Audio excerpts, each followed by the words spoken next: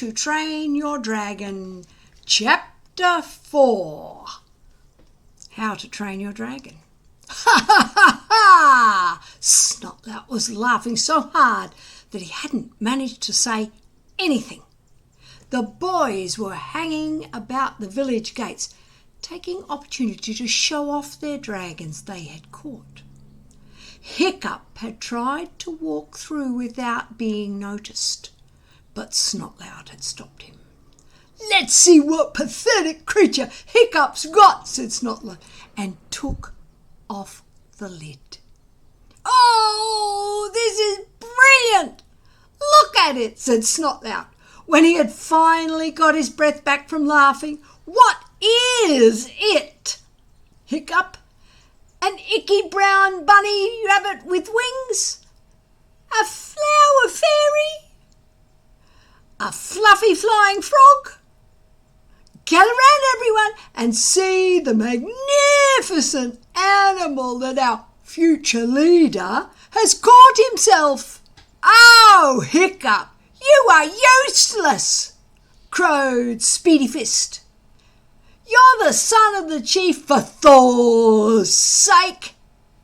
Why didn't you get one of those new monstrous nightmares with the 6-foot wingspan and extra extendable claws?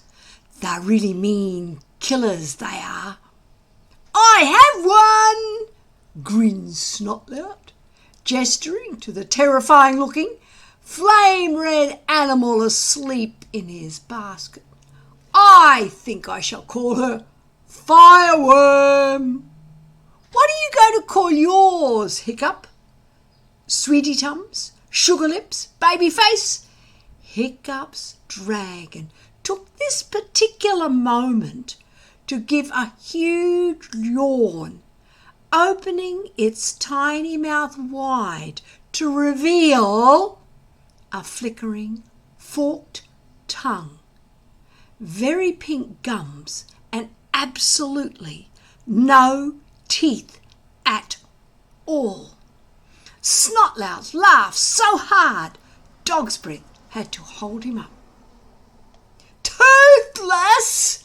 cried Snotlout. "Hiccup found himself the only toothless dragon in the uncivilized world. This is too good. Hiccup the useless, and his dragon toothless." Fishlegs leapt to Hiccup's defence.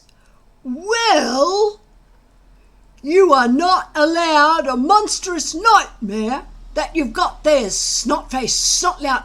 Only the son of the chief is allowed a monstrous nightmare. That fireworm dragon is Hiccup's by right."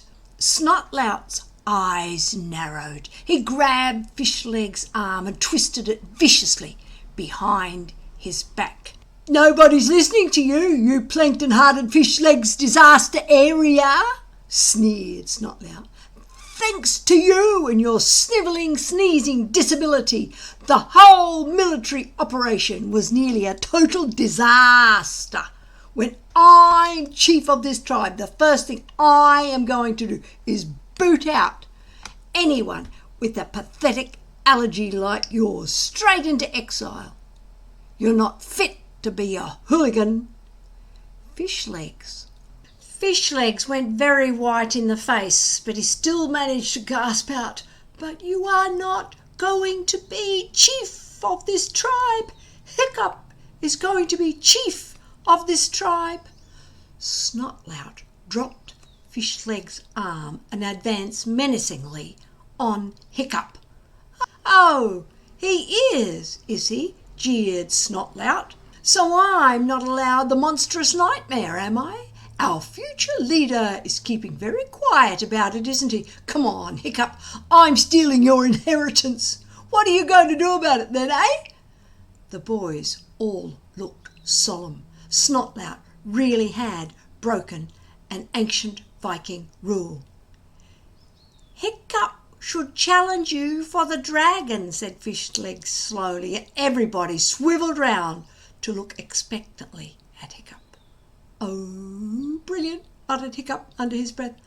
"Thank you, Fishlegs. My day just got better and better." Snotlout was a great brute of a boy who didn't really need dog's breath help when it came to bashing people up. He wore specially constructed bronze-tipped sandals in order to cause maximum damage when kicking people. Hiccup tried to stay out of his way as much as possible, but he couldn't ignore this insult to his stature. Now Fishlegs had painfully pointed it out, without looking like a coward in front of the other boys. And if you became known as a coward in the hooligan tribe, you might as well go the whole hog and wear a pale pink jerkin, take up playing the harp, and change your name to Ermintrude. "I challenge you, Snotlout, for the dragon fireworm, who is mine by right," said Hiccup, trying to hide his reluctance by speaking as loudly and formally as he could.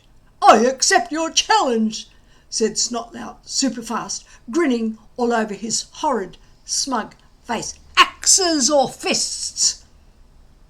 "Fists," said Hiccup, because axes were a really bad idea. "I shall look forward to showing you how a real future hero fights," said Snotlout. And then he remembered something. "After the initiation thing on Thursday though, I don't want to stub my toe or anything while I'm kicking you all around the village." "Hiccup might win," Fishlegs pointed out. "Of course he won't win," boasted Snotlout. "Look at my sporting ability, my Viking courage, my capacity for mindless violence. I shall win just as surely as I shall be chief of this tribe one day. I mean, look at my dragon, and then look at his dragon." He pointed mockingly at Toothless. "The gods have spoken. It is only a matter of time. In the meantime," Snotlout carried on, "I shall live in fear of being gummed to death by Hiccup's terrifying, toothless terrapin." And Snotlout sauntered off in a lordly fashion, giving Hiccup a nasty kick in his shins as he did so. "Sorry about the challenge," Fishlegs apologised after they had left their basket with dragons in them under their beds at their homes. "Ah, don't worry about it," said Hiccup. "Somebody would have got me to do it anyway. You know how they love to fight."